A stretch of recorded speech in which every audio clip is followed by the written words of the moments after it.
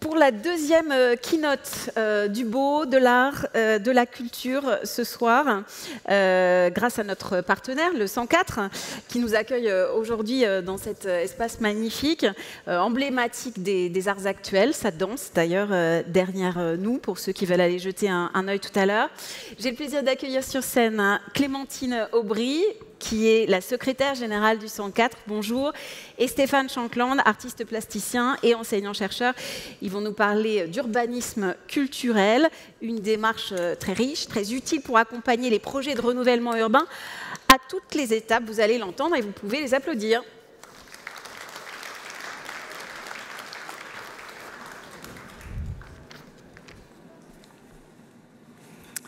Eh bien, bonjour à toutes et tous. Nous avons pu nous croiser pour certains et certaines ce matin. Le thème de notre intervention, art et culture dans les QPV, levier d'inclusion et de transformation, prend tout particulièrement sens ici au 104. Bienvenue à nouveau dans notre lieu infini d'art, de culture et d'innovation.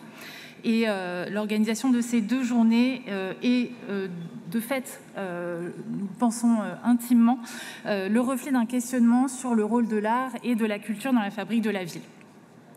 Un rôle de plus en plus important et d'ailleurs dévolu à ce que l'on nomme l'urbanisme culturel. C'est peut-être une notion que vous découvrez aujourd'hui. On va s'attacher avec Stéphane à vous en parler de manière un petit peu plus précise et en tout cas concrète. Et je vais y venir, puisque c'est l'émergence aussi d'un nouveau champ professionnel et d'une pratique qui est au croisement des mondes de l'urbanisme et de l'aménagement des territoires, et bien entendu de l'ingénierie culturelle et artistique. 3 millions d'habitants vivent dans les quartiers NPRU, partout en France. Comment la culture peut-elle accompagner les politiques de renouvellement urbain? Quel rôle peut-elle jouer dans ces quartiers? À quels endroits et moments les démarches culturelles peuvent-elles se déployer, artistiques et culturels, et en réponse à quels enjeux et besoins, avec quelles clés méthodologiques. Nous allons nous exprimer de nos deux endroits différents, plutôt une posture d'ingénieur culturel pour ma part, en tant que professionnel de la culture et profondément impliqué dans le fonctionnement, la programmation et la vision de ce lieu, et Stéphane en tant qu'artiste. Premièrement, peut-être, revenir sur l'urbanisme culturel comme méthode d'action particulièrement appropriée au contexte des quartiers politiques de la ville et en résonance avec le socle des fondements de l'ANRU. Vous proposez aussi de partir de l'exemple du 104 pour vous montrer en quoi l'urbanisme culturel est très situé et ancré même, en l'occurrence sur un territoire, mais aussi dans un lieu d'art et de culture pérenne qui contribue, de par son existence même, à transformer progressivement le territoire qui l'entoure. Le 104 a été issu de la volonté politique du maire de Paris, Bertrand Delanoë, qui, en 2000, a décidé de doter le 19e arrondissement, qui était à l'époque un peu dépourvu en lieu artistique et culturel, et néanmoins avec des enjeux très forts de politique de la ville, d'un nouvel équipement artistique et culturel. Ça aurait pu être un équipement sportif, ça aurait pu être un lieu dévolu aux associations. Il se trouve que les anciennes pompes funèbres de la ville de Paris ont été réhabilitées pendant 4 ans, en soi, entre 2004 et 2008, en soi, un vrai projet de renouvellement urbain à l'échelle de cette petite ville qui est aujourd'hui le 104, pour créer ce lieu ouvert aux populations, qui reçoit 500 000 visiteurs, usagers par an, dont 70% du nord-est parisien, du grand nord-est parisien, et 25% des arrondissements limitrophes. C'est un lieu de création, de production, de diffusion artistique, mais aussi un lieu à vivre et pratiquer au quotidien, vecteur d'inclusion sociale, un lieu urbain. Pourquoi? Parce qu'il est ouvert sur la ville. On peut se l'approprier librement, comme une extension de l'espace public. Vous le voyez, les pratiques artistiques que vous avez peut-être vues en déjeunant ont accès librement au lieu, sans condition. Un lieu où la question de l'allocation des espaces et des flux est primordiale pour assurer une forme de cohabitation et de coactivité au quotidien. Une non-hiérarchie des pratiques. Ici, tout est recevable. La question de l'hospitalité et de l'accueil est essentielle.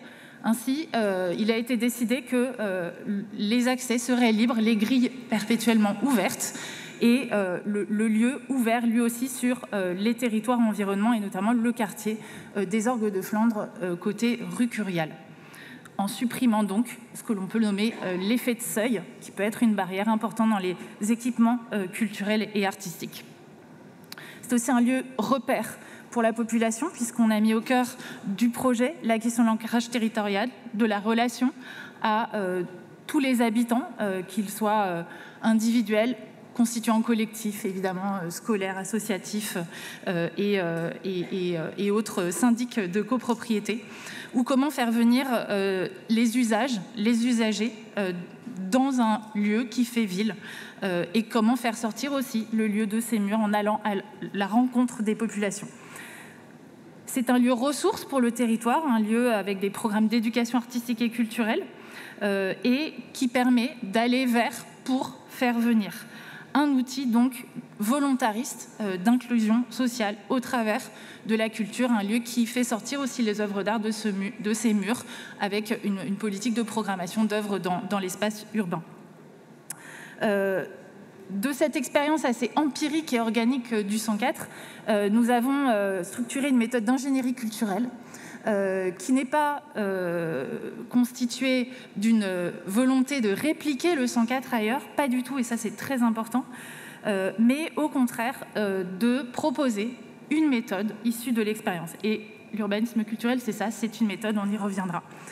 De fait, ce sont des missions de conception et de production de projets artistiques que l'on déploie sur tous les territoires français et à l'étranger également, des expositions, des grands événements, en accompagnement de projets urbains et architecturaux, des missions d'accompagnement en AMO, de collectivités, d'opérateurs, de la fabrique de la ville, de lieux hybrides, de lieux en reconversion et de quartiers entiers. L'idée étant, comme je viens de le dire, de ne jamais appliquer une recette toute faite, mais toujours une posture très située. C'est cette posture de professionnel de l'ingénieur culturel qui le positionne en tant qu'acteur intermédiaire, qui fait le pont entre différents mondes professionnels de la fabrique de la ville, collectivités, aménageurs, promoteurs et artistes, ou comment transformer les manières de faire ville et impulser de nouvelles dynamiques territoriales. Et c'est la posture de l'artiste que Stéphane va pouvoir aussi vous décrire ici. Merci Clémentine, bonjour à toutes et tous. Je suis donc Stéphane Shankland, artiste plasticien, chercheur au laboratoire AAU basé à Nantes et à Grenoble, et également maître de conférences en école d'architecture. Je suis également cofondateur du mouvement de l'urbanisme culturel.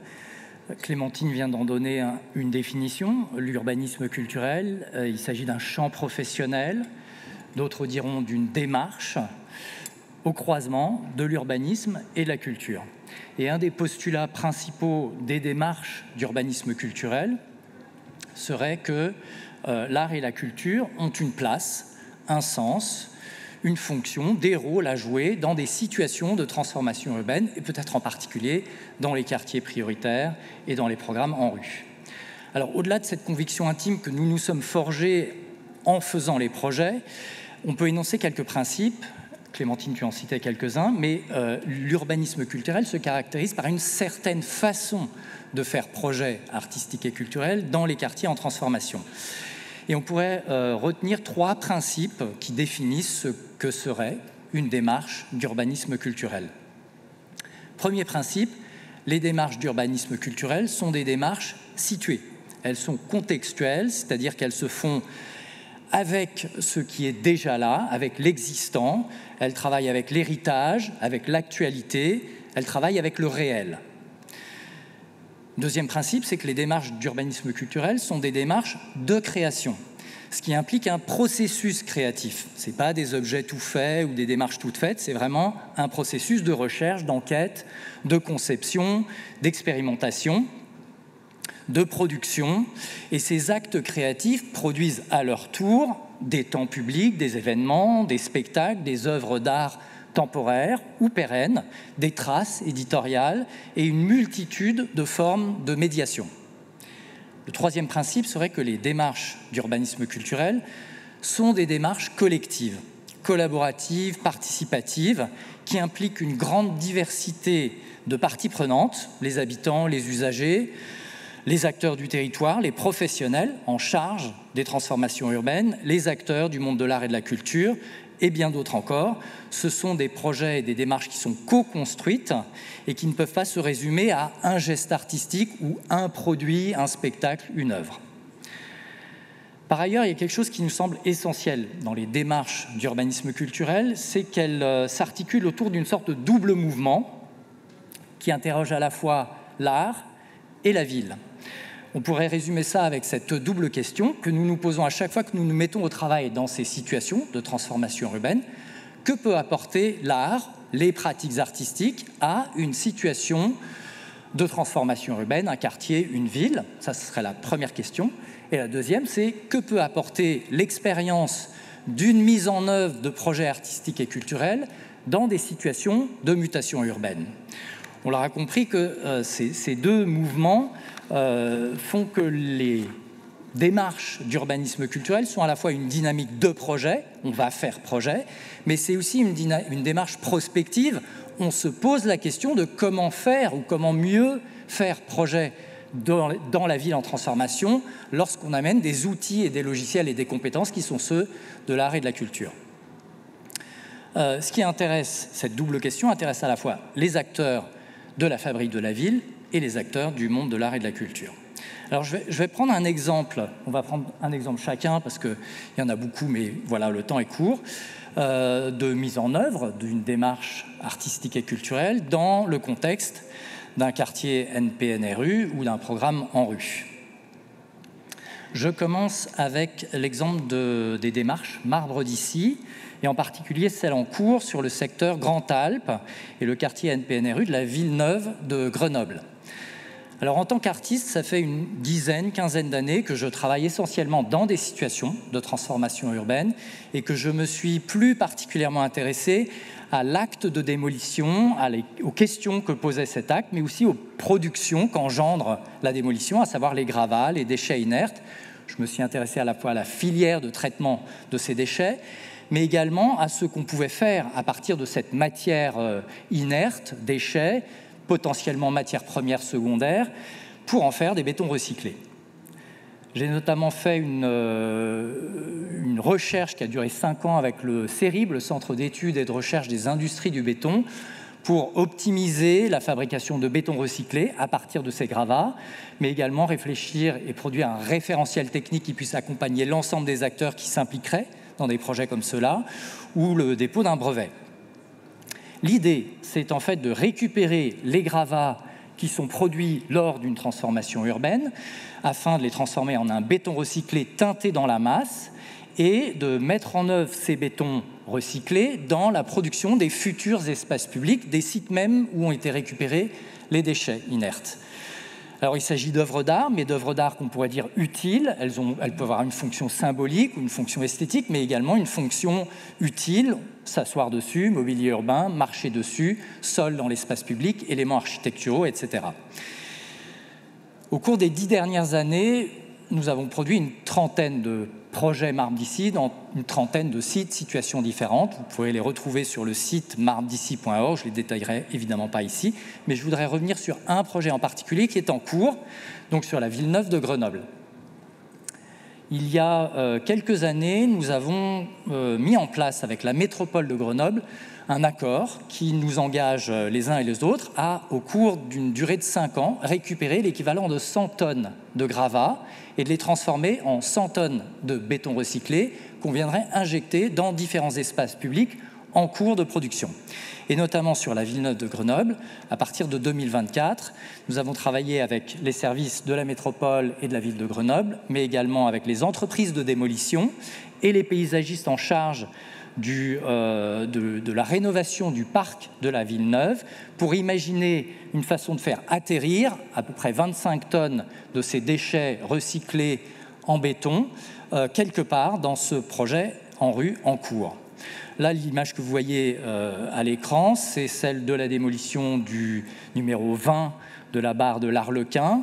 On a récupéré 25 tonnes de déchets inerte produit par à la fois la démolition des immeubles, mais également les rénovations dans le parc de la Villeneuve, et notamment la récupération de briques rouges, qui sont celles qu'on va retrouver autour d'une place centrale, au cœur de la Villeneuve, qui est une place qui s'appelle la Place Rouge, et je vais y revenir.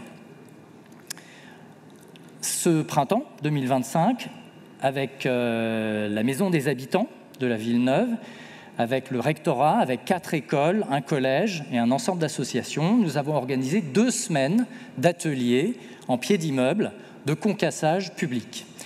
On a mis en place les conditions de la transformation de 10 tonnes de gravats en 10 tonnes de matières premières secondaires qu'on va utiliser pour la réalisation de cette œuvre en béton recyclé. Ce que vous voyez à l'écran à gauche, c'est votre droite, c'est un vélo concasseur. On a construit un vélo qui peut être pédalé, qui en pédalant permet de concasser des gravats, mais on a également mis en place tout un ensemble d'autres outils simples qui peuvent être utilisés par des enfants, des adolescents, des habitants, des non-professionnels pour nous rejoindre dans cette action collective de transformation du déchet en art.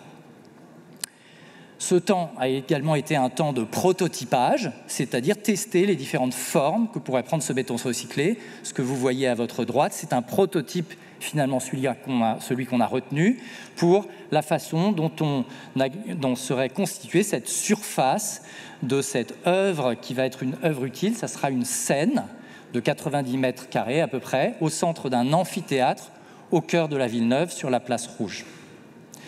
Là, vous voyez en parallèle à ces ateliers, on est en train de réaliser le coffrage et les conditions du coulage de cette œuvre. Et ici, un acte assez particulier où on a remis à une entreprise de maçonnerie les 10 tonnes que nous avons collectivement concassées de gravats pour qu'eux les mélangent et en fassent un béton recyclé qui sont ensuite venus couler sous le regard totalement ébahi des collégiens et des écoles qu'on a réinvités pour voir ce moment de coulage. Alors, je ne peux pas vous montrer les photos de l'œuvre finalisée, puisqu'elle est en cours de finalisation. J'étais hier pour le ponçage, mais vous avez un aperçu sur la droite de votre écran, de ce qu'on va voir dans ce béton qui va être poncé et qui forme la scène, c'est-à-dire les fragments de briques qui viennent de l'ancienne Place Rouge et du parc Jean Verlac, et les fragments de béton qui sont ceux de l'immeuble. En quelque sorte, c'est comment est-ce qu'avec l'histoire de la Villeneuve, avec ce qui était des déchets, avec un acte collectif, on a su investir ce matériau inerte pour le rendre porteur, oui, d'une forme de patrimoine, mais investi de relations. Et je crois que c'est ça qui est peut-être central dans ce type de démarche-là. Alors, vous pourrez suivre la finalisation de l'œuvre si vous allez sur le site internet Marbre d'ici, où vous verrez les photos qui seront produites lors de l'inauguration. Ce sera fin du mois de juin, à l'occasion de la grande fête populaire du quartier de la Villeneuve.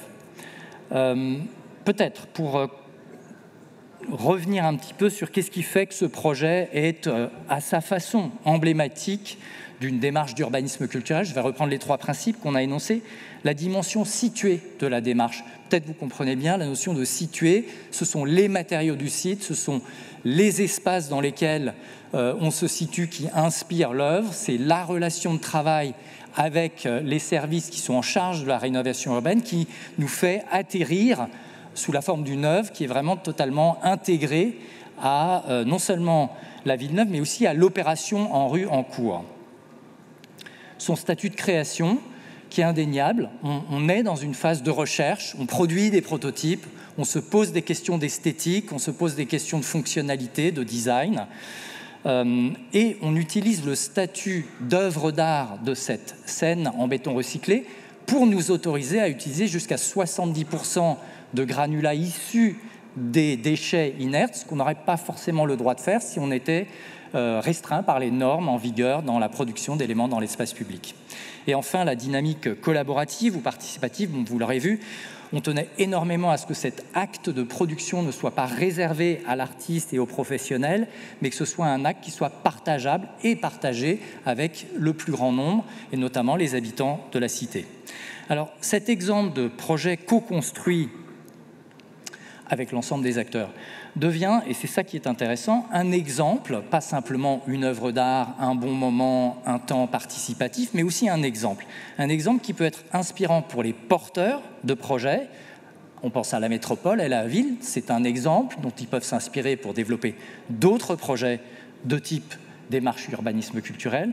Et c'est évidemment aussi une expérience concrète pour les acteurs culturels et associatifs d'un processus de création intégré à une opération urbaine dans un cadre de commande qui n'est pas le cadre habituel de la commande artistique et culturelle. Et je crois que c'est en ce sens-là que c'est quelque chose qui est de nature prospective, expérimentale et qui essaye d'ouvrir des nouvelles voies. C'est ce que cherche à faire, entre autres, l'urbanisme culturel.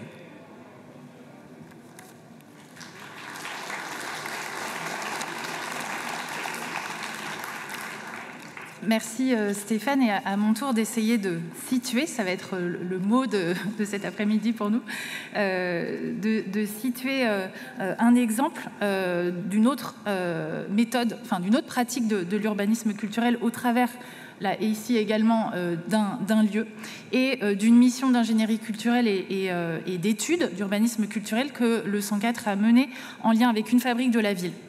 Il s'agit de la transformation du site des anciens laboratoires Éclair à Épinay-sur-Seine, qui est donc un haut lieu de l'histoire du cinéma, un lieu patrimonial, si on peut dire, et donc un ensemble de bâtiments qui est certes au cœur du centre-ville d'Épinay-sur-Seine, mais évidemment entouré et dans un contexte NPNRU d'un quartier qui s'appelle le quartier Orgemont, avec près de 5000 logements réhabilités, construits, détruits. Donc l'idée d'avoir non pas un nouvel établissement culturel qui serait ici catapulté dans un contexte urbain, mais au contraire une volonté très forte de la ville d'Épinay de préempter le site, d'en faire une destination culturelle, certes, mais accessible à tous. C'est-à-dire que de transformer, réhabiliter un lieu fermé, et d'ailleurs méconnu, pourtant en plein centre-ville, et de le rendre aux populations. Donc non pas de le vendre et de le proposer au rachat par un promoteur, ce qui aurait pu être le cas, mais de le sanctuariser en quelque sorte en tant que foncier pour développer un projet culturel.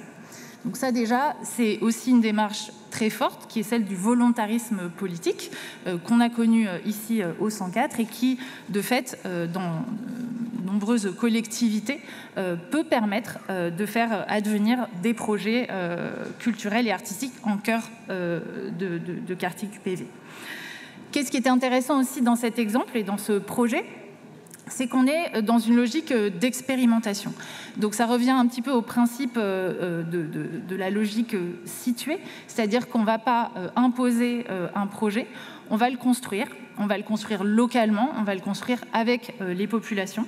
On est sur un projet-processus qui va être proposé aux collectivités. Donc avec un diagnostic de territoire, pour commencer, qui permet de définir des axes programmatiques, puis de passer à une phase qui ne sera non pas une phase de bâtir ou de rénover un site programmé de manière définitive, mais d'ouvrir une nouvelle phase temporaire, d'accueillir donc un porteur de projet qui sera choisi sur appel à projet bien sûr, et qui va permettre de faire vivre le site le plus rapidement possible, de tester des usages, de tester l'ouverture sur la ville, sur le quartier, d'accueillir, encore une fois, d'expérimenter, et de définir, bien entendu, un modèle de programmation, un modèle économique pour un porteur de projet plus pérenne. Donc il ne s'agit pas d'une occupation transitoire au sens où on l'entend habituellement, mais de s'inscrire dans une démarche incrémentale d'allocation d'un espace à un porteur de projet en adéquation avec un quartier, avec une population.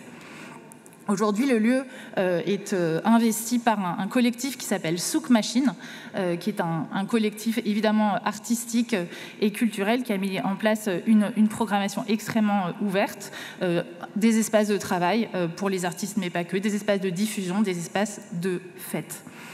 Qu'est-ce qu'on retient de ce projet ? C'est évidemment l'engagement politique essentiel.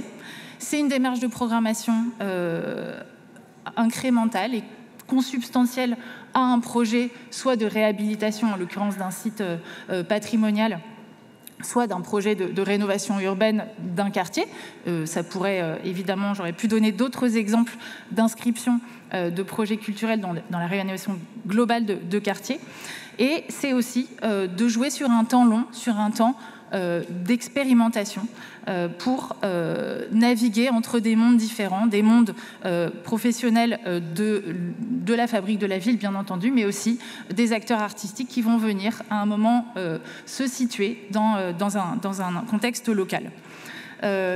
Les deux exemples, celui de Stéphane et celui de ce lieu à Épinay-sur-Seine, montrent qu'il n'y a pas qu'une seule méthode d'urbanisme culturel, il n'y a pas de recette. On est bien sûr dans ces trois piliers, situer, création, collaboration, mais on s'inscrit toujours dans un contexte. Peut-être pour monter un tout petit peu en généralité, c'est important d'accentuer ce côté très ouvert et mouvant de l'urbanisme culturel, puisque Stéphane vous l'expliquera, c'est aussi un mouvement qui est en train de se constituer. On est forcément dans une diversité d'actions artistiques. On connaît les œuvres 1%, on connaît les œuvres dans les halls d'immeubles, donc ça peut être ça, bien sûr, mais ça peut être dans des espaces publics, dans des espaces vacants. L'idée de créer aussi des destinations, donc des nouveaux lieux qui se réhabilitent et qui s'ouvrent aux usagers, d'animer des temps de chantier, des temps de démolition, de livraison de programmes, c'est évidemment les projets dont parlait Stéphane.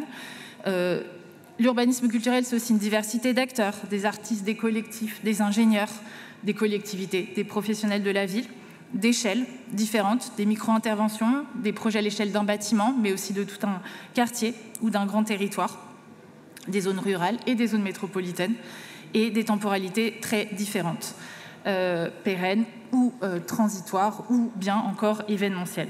Donc voilà, tout ce qui peut aujourd'hui achever de nous convaincre que la culture, bien entendu, est un vecteur d'inclusion sociale.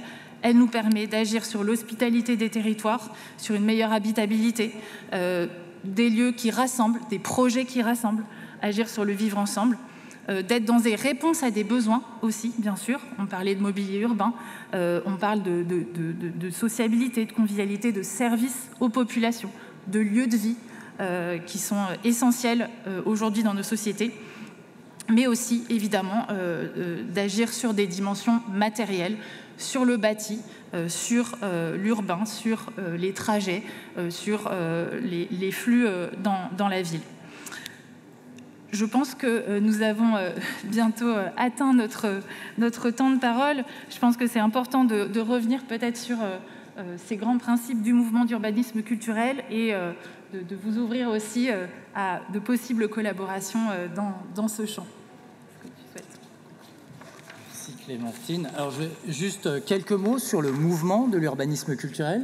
Il s'agit d'une association dont nous sommes tous les deux membres, on n'est pas les seuls, heureusement, et qui rassemble donc un ensemble de professionnels, ingénieurs culturels, urbanistes, artistes, designers, sociologues, médiateurs, une grande diversité de profils qui travaillent soit en libéral, soit en institution, en association, scope ou dans des collectivités territoriales, et le fait de nous regrouper nous permet à la fois d'échanger, évidemment, des expériences, des méthodes de travail, des opportunités d'action, mais aussi d'agir ensemble et de faire avancer 3 sujets en particulier. Je les cite juste pour que vous en ayez une idée. Premier sujet, faire connaître l'urbanisme culturel, ses démarches, ses projets, c'est-à-dire en parler, créer les conditions de la diffusion de ce qui fait la spécificité, on va dire, de ces projets. Deuxième principe, c'est structurer un secteur professionnel qui effectivement est grandissant. Et donc la question, c'est formation, compétences, méthodes de travail, comment s'accompagner les uns les autres, comment accompagner aussi des collectivités ou des commanditaires pour qu'eux comprennent de quoi il s'agit, formation au sens large. Et troisième sujet qui nous intéresse, c'est impacter la commande, faire évoluer les politiques publiques d'aménagement. Parce que ce qu'on voit, c'est que autant lorsqu'on est au travail et qu'on est en train de mettre des démarches d'urbanisme culturel, tout le monde dit c'est ça qu'il faut faire, autant quand on regarde les cadres qui existent aujourd'hui, eh bien, ils ne sont pas favorables à ces formes de projets qui travaillent de façon vraiment transversale et qui demandent à être réaménagés, repensés pour être plus souples peut-être, en tous les cas mieux construits pour accueillir des démarches au long cours, transversales, et, comme on le disait, expérimentale, située et participative. Alors, il y a un site internet, je ne l'ai pas là, mais c'est urbanismeculturel.fr. Si vous tapez mouvement de l'urbanisme, ça marche aussi. Là, vous pouvez trouver un ensemble d'informations sur qui nous sommes, qu'est-ce que nous proposons, sur quoi nous travaillons. On a un stand en bas, en fait, c'est le stand 104 Ingénierie, qui est donc membre et qui... Jusqu'à 16h. Ah, c'était jusqu'à 16h. Eh bien, on était là. Clémentine, je te laisse peut-être dire un dernier mot ou je termine. Vas-y, termine. Bon, écoutez, peut-être pour terminer, je pense qu'on est intimement convaincus que les démarches d'urbanisme culturel régénèrent réellement nos pratiques artistiques et culturelles et on pense qu'elles contribuent réellement à quelque chose, à leur échelle, aux situations de transformation urbaine. Ce qu'on aimerait dire, c'est que les démarches d'urbanisme culturel sont possibles a priori partout. Il n'y a pas de bonne ou de mauvaise situation a priori. Elles sont toutes spécifiques, uniques, intéressantes, nous intéressent, pleines de potentiel et de ressources, de difficultés, on ne les ignore pas, mais on est convaincu qu'on pourrait potentiellement se mettre au travail partout. Les quartiers NPNRU et les programmes en rue nous apparaissent au fil de nos projets comme étant tout particulièrement indiqués pour ce type de démarche située, collective, créative et fondamentalement transversale. On serait ravis d'en parler avec vous, de vous rencontrer et d'agir avec vous. Merci beaucoup.